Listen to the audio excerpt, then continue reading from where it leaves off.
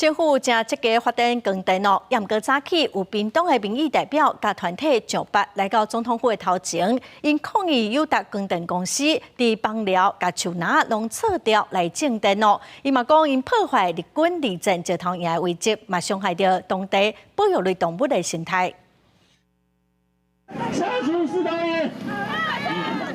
就惊抗议去污染着环境，屏东的民代和民众摕家己做的纸鸡卵牵向友达光电公司的 logo， 抗议业者伫咧屏东邦寮撤树啊种电。屏东县议员蒋月辉带乡亲上北到凯道镇前，伊讲即马第1期的开发伫要做煞，虽然还有第2期和第3期，伊呼吁着停工，希望政府卖导立财团互相交结。蔡政府，你们不要跟财团挂钩，即使你们都是在图利财团。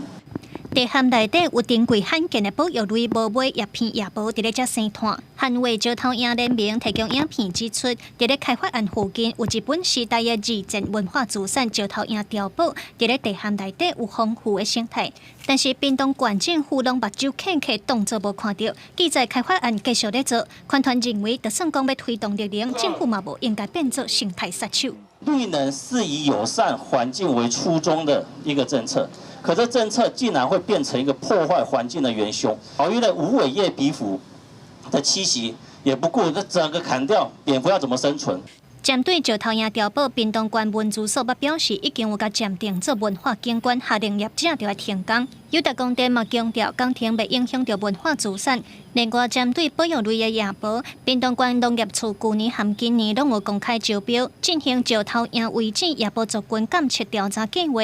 但是在地团体关心的调查结果，农业处也未有回应。记者综合报道。